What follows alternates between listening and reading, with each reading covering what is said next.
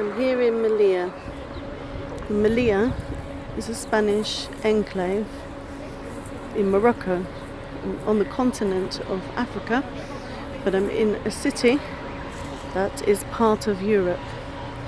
This is the fence which prevents those fleeing climate change, persecution, poverty and conflict from entering Europe.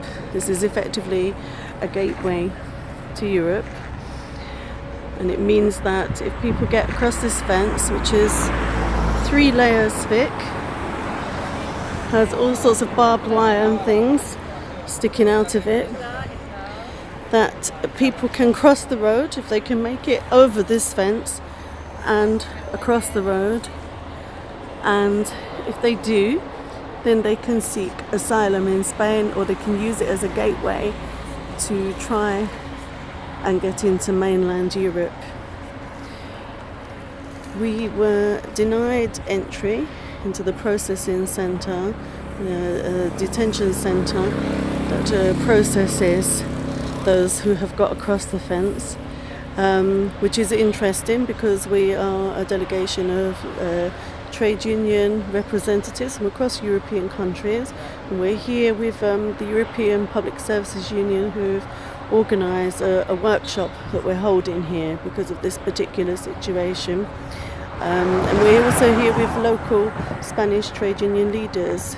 But for some reason they didn't want us to come to the centre and see what was happening there.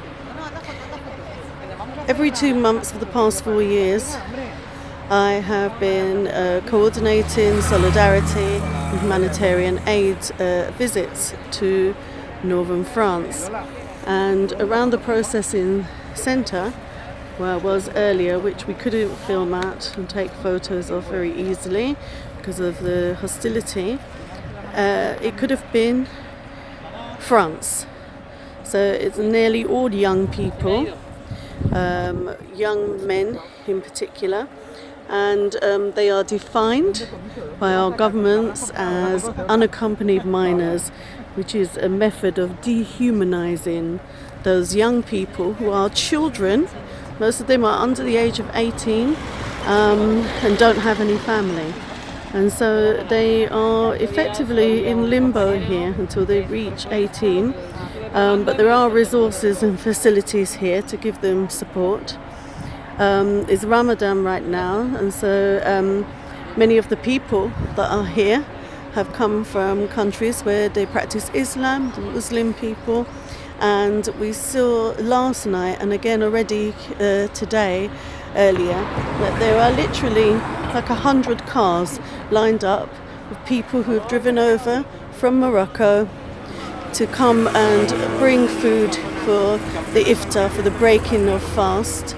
So it's very similar to what we've seen in France over the past few years, with people coming to give support and solidarity and bring in practical things that are needed. Ironically, next to the processing centre and the official camp, there are also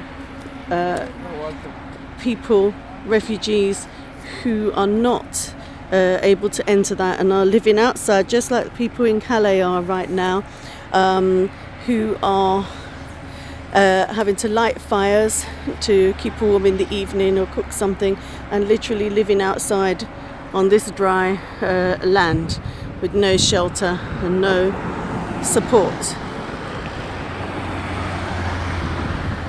So we've got to go back into our coach now, so I'm going to stop this film.